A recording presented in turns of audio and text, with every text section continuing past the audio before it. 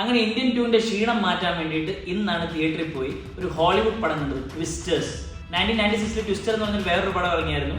ആ പടത്തിന്റെ സെയിം ഒരു കോൺസെപ്റ്റ് ആണ്, പക്ഷെ ഇതൊരു വേറെ വെറൈറ്റി ആയിട്ടാണ് എടുത്തേക്കുന്നത്. ഇത് ട്വിസ്റ്റേഴ്സ്. അടിപൊളി എക്സ്പീരിയൻസ് ആയിരുന്നു, അടിപൊളി എക്സ്പീരിയൻസ്. ഇത് തിയേറ്ററിൽ തന്നെ പോയി കാണേണ്ട ഒരു പടമാണ്. ഇത് ആക്ച്വലി ചുഴലിക്കാറ്റിനെ കുറിച്ചിട്ടാണ്. ടോർണേഡോ, അമേരിക്കയിൽ ഒക്ലഹോമയിലൊക്കെ ഒത്തിരി ടോർണഡോസ് വരുന്നുണ്ട്, അതായത് ചുഴലിക്കാറ്റ് വരുന്നുണ്ട്. ഈ ചുഴലിക്കാറ്റിനെ കൺട്രോൾ ചെയ്തിട്ട് അതിനെ സ്റ്റോപ്പ് ചെയ്യാൻ നടക്കുന്ന കുറെ യങ്സ്റ്റേഴ്സിന്റെ കഥയാണ്. ഞാൻ ആലോചിക്കണം എങ്ങനെയാണ് ഈ പടം എടുത്തത്. സിനിമാറ്റോഗ്രഫി ഒക്കെ ഫാബുലസ്. നിങ്ങൾക്ക് സമയം കിട്ടുവാണെങ്കിൽ ഇങ്ങനത്തെ പടങ്ങൾ പോയി കാണുക തിയേറ്ററിൽ തന്നെ.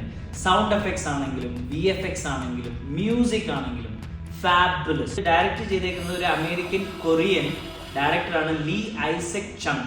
ആളുടെ ഫസ്റ്റ് മൂവിയാണിത്. പിന്നെ എനിക്ക് ഇതിനകത്ത് അറിയാവുന്ന ഒരു ആക്ടർ എന്ന് പറഞ്ഞാൽ ഗ്ലെൻ പവലാണ്. ഗ്ലെൻ പവൽ എന്ന് വെച്ചാൽ മാവറിൽ ഒരു ഫൈറ്റർ പൈലറ്റ് ആയിട്ട് ഉണ്ടായിരുന്ന ഒരു ആക്ടറാണ്. ഫാബുലസ് ആയിട്ട് ചെയ്തിട്ടുണ്ട്. ആക്ച്വലി ഈ പടം 3Dയിലൊക്കെ എടുത്തിരുന്നെങ്കിൽ വേറെ ലെവലാണ്. ബിക്കോസ് ആ ചുഴലിക്കാറ്റിൽ നമ്മൾ പെട്ടതായിട്ട് നമുക്ക് തോന്നും. അത്രയ്ക്കും അടിപൊളിയായിട്ടാണ് ഇതിന്റെ പിക്ചറൈസേഷൻ ചെയ്തേക്കുന്നത്. അതുകൊണ്ട് നിങ്ങൾ എല്ലാവരും ഈ പടം കാണുക. ഒരു 5 നമുക്ക് ഇതിനൊരു 4.5 കൊടുക്കാം. $155 million ആണ് ഇതിന്റെ ബഡ്ജറ്റ്. പടത്തിൽ മെയിൻ ആക്ടേഴ്സ് ആണ് ഡെയ്സി എഡ്ഗർ ജോൺസ്, പിന്നെ ഗ്ലെൻ പവൽ, ആന്റണി റോമാസ്, ബ്രാൻഡൻ പേരെ, മോറെ ടെർനെ. പേരുകളൊക്കെ കടിച്ചപ്പെട്ട പേരുകളാണ്. പിന്നെ എനിക്ക് ഏറ്റവും ഇഷ്ടപ്പെട്ടത് സിനിമാറ്റോഗ്രഫി. ഡാൻ മിൻഡലാണ് ഇതിന്റെ സിനിമാറ്റോഗ്രഫി. അത് പറയാം. ഇതിന്റെ പ്രൊഡക്ഷൻ ടീം എന്ന് പറയുന്നത് യൂണിവേഴ്സൽ പിക്ചേഴ്സും വാർണർ ബ്രോസും ഒരുമിച്ചാണ് പ്രൊഡക്ഷൻ. അപ്പൊ പിന്നെ പടം സൂപ്പർ ആയിരിക്കത്തില്ല.